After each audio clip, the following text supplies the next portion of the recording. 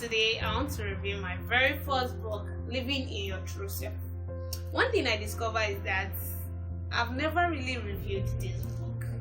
After launching it in 2023, that is how far I've written this book, I've never really spoken about it. And here I am, I'm about to release another book, but I felt it would be wrong of me not to really tell people what this book is about.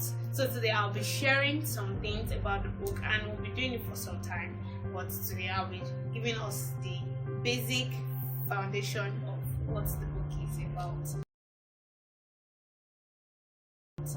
So let me start with saying the inspiration from the book came as a result of I saw the need to address the issue of self-acceptance, self-identity, and people wanting to be perfect beings. Perfect in the sense that they want to appear in a certain way, they want to feel in a certain way, like they just want to be exactly like a certain person. Let me put it that way. And so I felt like I need to address that issue, especially among ladies, teenagers, the youths, to be specific. And so that's how I came about Living in Your True Self. And from the title you can see it's about being yourself, loving yourself, and living in the reality of self-acceptance. So some people have read my book, a lot of people have read my book, but I know that so many of you have not read my book, and it is still available if you want to read it. But I'll be going into reviewing it, and I'll be talking about some reviews that I've heard from other people so that you can know more about the book. So this is a book that is centered about loving your original self, and I know a lot of us we might not be so bold about accepting it, but I know a lot of people out there have issues with self-acceptance, and so this book addresses that. And I want to talk about myself. Let me just dive into a personal story.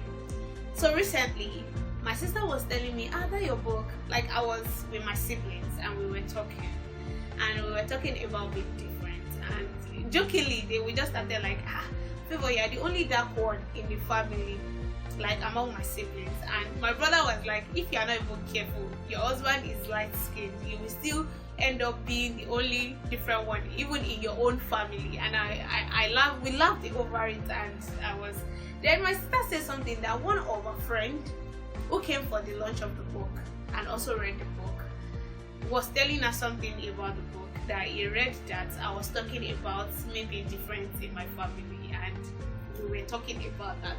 Truly, at some point I felt different, not in the positive, like in the negative. I felt so different, and the problem came from the fact that my siblings are all light skinned. Like if you see my brother, like my brother Emmanuel, he's light skinned to the point that, not now that he has lost his beauty, he's light skinned to the point that when we were growing up they were calling him Tambiko. Like his hair, he had gold hair, you'd understand, pink lips and all of that. And my sisters, they're light skin, but you see this Favor in the middle, I'm dark, fat and short, like. And I did not like that, especially when people say, why are you so different in your family? Why are you so... I never liked that. It always gave me a concern when someone tell me, you look different from your sibling. Though we look alike, but complexion wise we're different. And then they have this, they are a little bit taller than I am and all of that. And I felt so bad at some point when I was much younger, not now, I've gotten over that. I felt like why? And so I was determined. Determination for that time was something. I was determined to overcome that. And you see me, my teenage self, I would wake up as early as 6 or 5:30 or thereabout. I'll start from the room, do some exercises, and then I will hit the road. I start running, jogging, just trying to shed some weight and all of that. To a point that I even got some bleaching creams, I needed to just be on top of my game. I needed to look fair and beautiful and all of that. But at some point I realized that, what was I doing all of these things for? Who am I trying to please? Why am I trying to be like someone I am not? And then I start feeling like, Favor, you are good enough for yourself. Then I start evaluating what I have that other people don't have. You understand? Like, that was how I could accept myself. I lead on my strengths, and I analyzed my weaknesses. My weaknesses in the sense that I'm not light skinned. So I focus more on my strengths and the things I know that I could do. And I left my weaknesses. Like, if you come up to me and say, "Oh, you're fat and this," I will not even answer you. I was in the process of personal self-discovery. And when I discovered myself, I'm still on that journey. We are discovering ourselves every day. And when I discovered myself, I was inspired to write this book, Living in Your True Self, because I know a lot of people are out there battling with the same thing that I had to undergo some years ago. They have issues with self-identity, issues with self-acceptance. I know we're in a society where there are specific standard of living, the way you should appear, the way you should talk, the way you should behave, and all these things is making people lose the originality of what God has created them to be. They are losing themselves every day trying to be someone we are not. They want you to be 6 feet tall, they want you to be figure 8, they want you to be this. It will now even crown it all. There are some jobs that they have specific, like, recently I've just been looking at some jobs and you'll be seeing like you have to be beautiful, you have to be tall, and I'm like, to come and work, my physical appearance does not dictate what I have up there. Hello. So in the process of reviewing this book, we'll be looking at topics like, why am I different, the uniqueness of your differences, finding yourself, how you can find yourself if you have issues with identity crisis and all of that. I am not perfect. Like, why nobody on earth is perfect? We'll be looking into that. And we'll also be looking at how to love yourself completely regardless of whatever anybody is saying. Also, how your words become your reality, like what you profess, what you confess, how they become your reality. We'll also be looking at the issue of identity crisis and how to tackle that. We'll be looking at living above your emotions. We'll be looking at living in self-denial. Like, a lot of people live in self-denial. They don't want to believe that they have identity crisis. So we'll be talking about that. I'll be talking about your life is a sacred place.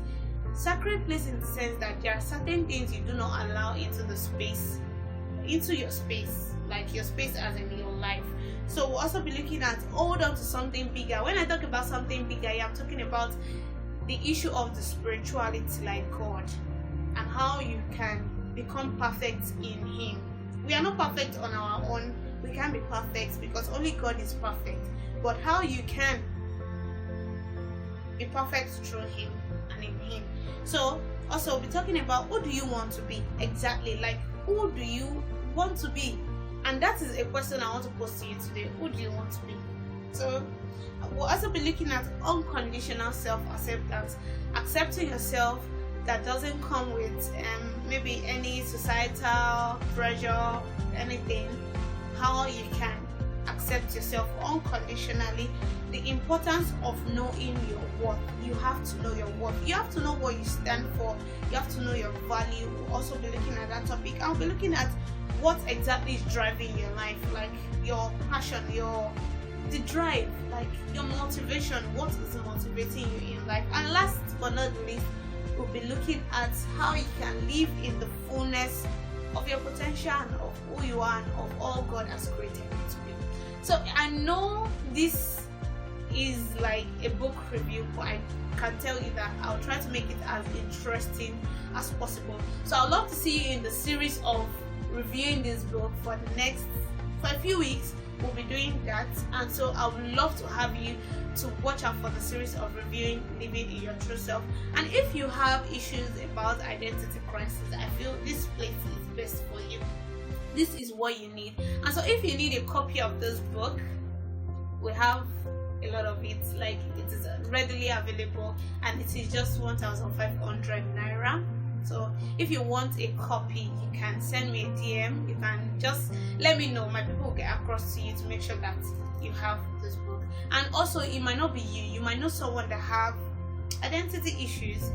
I would say you recommend this book for them. so they can read it and know how to battle that. So thank you for watching this video to the very end. See you in the next series. Love you. Bye.